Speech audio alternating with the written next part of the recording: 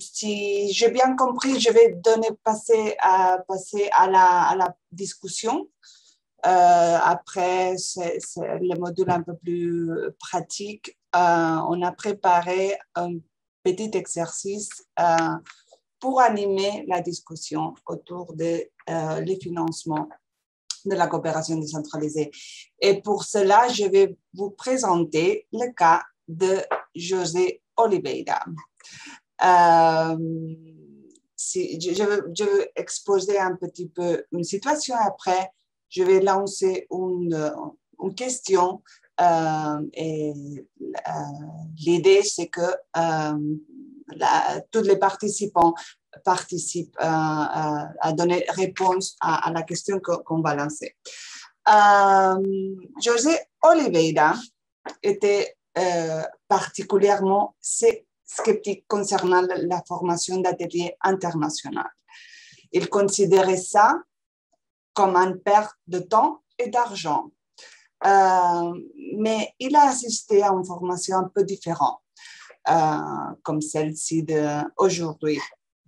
Dans cette formation, il a énormément appris sur la façon dont les municipalités et les régions du monde travaillent main dans la main pour susciter un changement significatif dans la vie des populations. En tant que fonctionnaire de l'unité d'urbanisme, José avait entendu parler du terme coopération décentralisée par ses collègues de Sao Paulo. Mais désormais, pour la première fois, il sait ce que véritablement veut dire ce concept. Et il comprend comme la coopération décentralisée peut vraiment aider à développer le territoire. Il s'est également enthousiasmé d'avoir appris comment rédiger une politique simple mais efficace pour sa municipalité et ses partenaires, parties prenantes.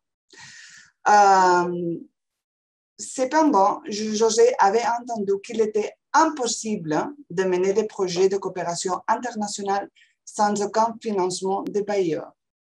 Il avait entendu dire aussi que les financements internationaux n'étaient pas aussi facilement disponibles qu'il y a quelques années.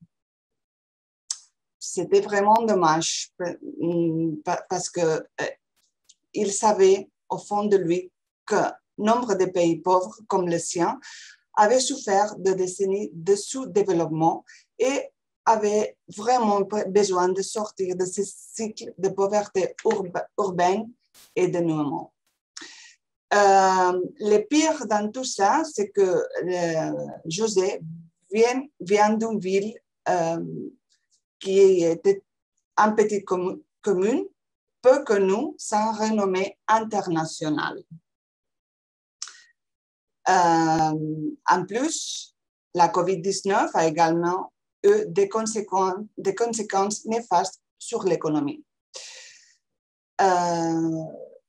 Il est un peu pas très animé sur la question de essayer de lancer des projets de coopération internationale décentralisés dans sa commune. Il n'est pas sûr qu'il vaille la peine de réfléchir au projet de coopération si aucune subvention de financement n'était disponible.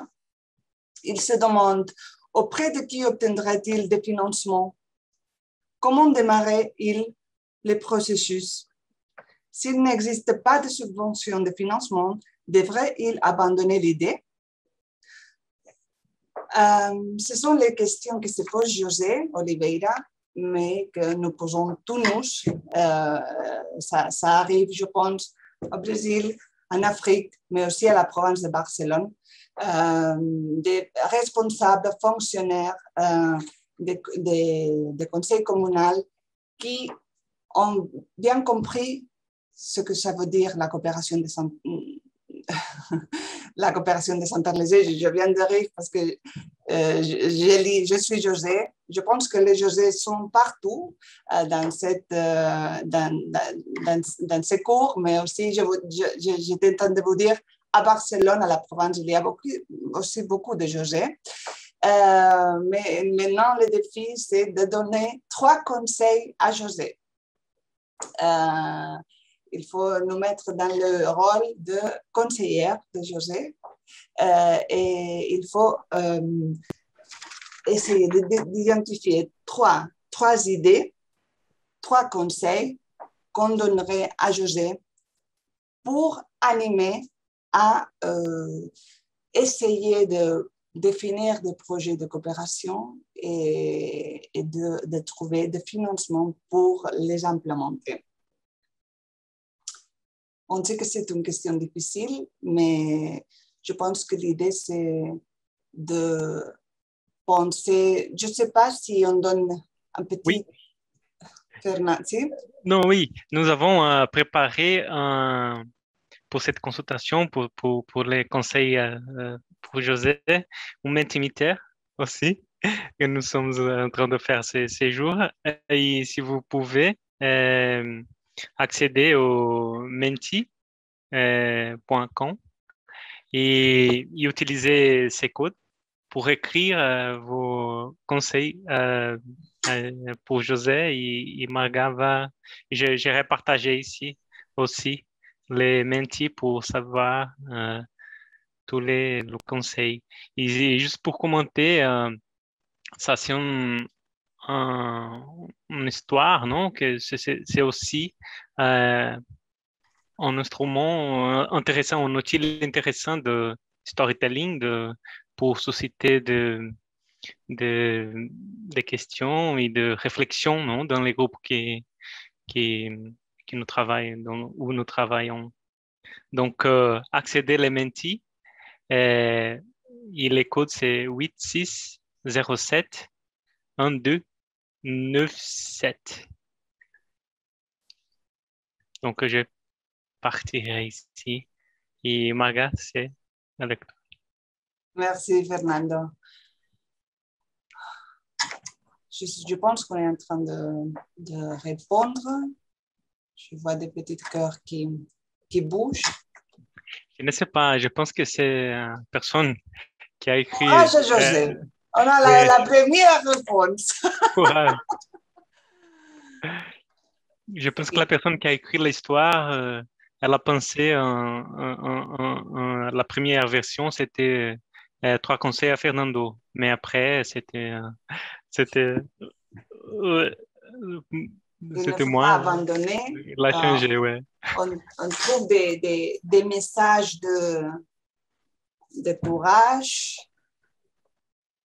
Et c'est vrai qu'il faut être stratégique et avoir la conviction que ça va donner quelque chose. Les projets implémenter un projet de coopération décentralisée, ce n'est pas facile. Il faut courage, tout à fait. Il faut être persévérant, insister.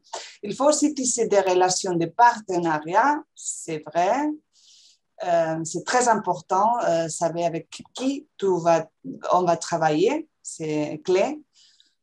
Planning, la planification, élaborer un projet de coopération décentralisée pour sa commune, c'est ça. Identifier les partenaires locaux avec qui collaborer, mobiliser des fonds, ça est lié à tisser les relations de partenariat, c'est important. Il faut monter un projet.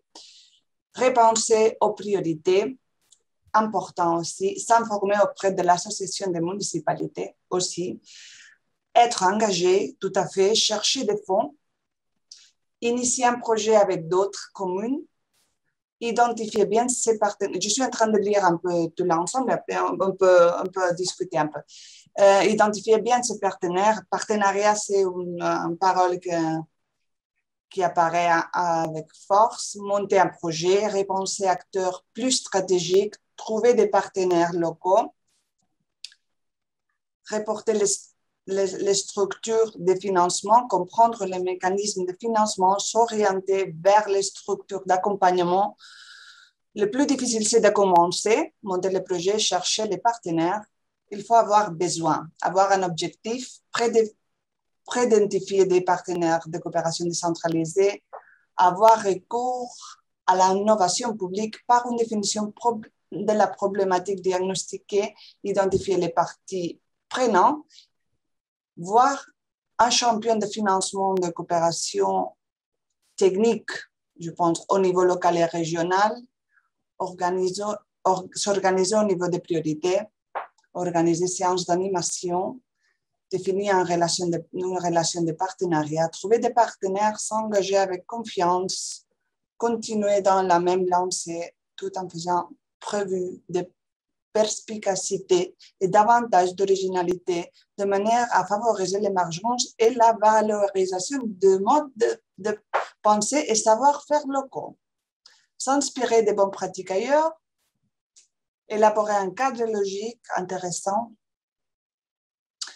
Bon, on a beaucoup de conseils, mais je pense qu'une chose en commun, c'est l'importance de trouver un partenaire fiable avec qui on peut travailler, chercher crédit, l'importance de la planification, c'est aussi un élément qui apparaît. La persévérance, trouver des partenaires, avoir une vision claire. C'est vrai que je pense que c'est important avant de trouver financement, savoir quoi, qu'est-ce qu'on peut faire, qu'est-ce qu'on a besoin de faire et avec qui. Je pense que c'est la base. L'autre hier, on a expliqué aussi comment initier quelques histoires véridiques de comment initier un projet de coopération et toujours la relation se base dans des relations fortes et qui partagent une problématique en commun.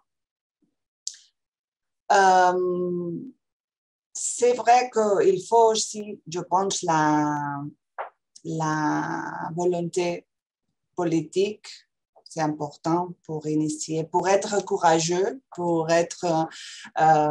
se lancer à implémenter, à définir un projet. Il faut aussi avoir toujours le leadership et la volonté politique de la part du projet. La planification, c'est important. Bon, à mon avis, c'est clair qu'on a les bases claires, mais c'est vrai que les contextes sont différents et parfois c'est patience. Je vois qu'ici. Si, c'est vrai que ce sont des processus longs